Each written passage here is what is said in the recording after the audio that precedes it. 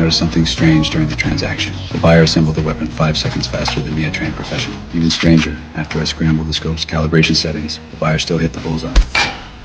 It reminded me of the retirement request I'd submitted to the organization a few days ago, and this suddenly arranged transaction. I was certain this was no coincidence. While I was thinking, the buyer suddenly handed me the weapon and asked me to fire a shot next to them to test the suppressor. I could have taken the buyer out right then and there, but I already had a better plan in mind. The buyer was raving about the weapon. He was ready to close the deal when I suddenly claimed some parts needed modifications. Though the request was out of the blue, the buyer didn't seem suspicious and gave me 3 days. After leaving the meeting point, I deliberately kicked my car's bumper loose and pried it open.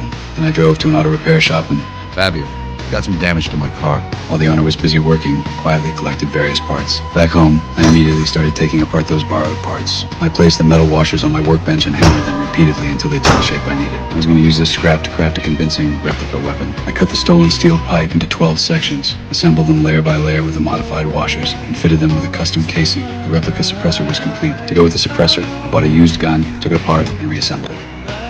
On the surface, it looked like any ordinary weapon, but I'd modified every single component. Now for the crucial step. I used a file to flatten the bullet tips, drilled a small hole in each one, and carefully injected mercury into the cavity. Even if these rounds didn't hit a vital spot, the mercury would kill instantly. 3 days later, the deal went down as scheduled. Just as I handed over the ammunition, the buyer suddenly demanded to inspect everything again. I'm just going to the ladies' wait here. Cold sweat ran down my back. I noticed all the waitstaff had disappeared into the kitchen, and the entire dining area was suddenly empty like a carefully laid trap. So when the buyer reappeared, I slipped my concealed weapon into my pocket. Okay? I'm fine. You? Just fine. How long did you go? Never know. Fortunately, the inspection went off without a hitch, and the deal closed smoothly. Staring at the thick stack of cash in my hands, I wondered if I'd been overthinking everything. But what I didn't know was that the buyer had received a phone call on the way back. Hello? What happened? There wasn't the opportunity.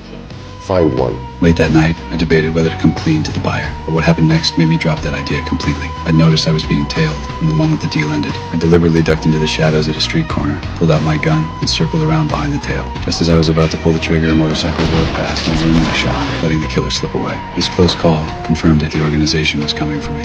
The next morning, as I packed my bags to take my wife and leave town, I had no idea a sniper's crosshairs were already locked on my head.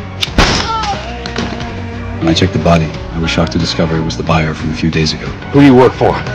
Same as you. This confirmed everything the organization wanted me dead and buried. I thought hiding out in the remote snowfields would keep me safe, but the peace didn't last long. Within days, I spotted unfamiliar footprints in the snow outside my door. I immediately pulled my wife behind cover. At that exact moment, a bullet came screaming past. Through careful observation, I spotted the killer holding the high ground on the hillside. He moved silently into position, seized the moment, and pulled the trigger, taking him out.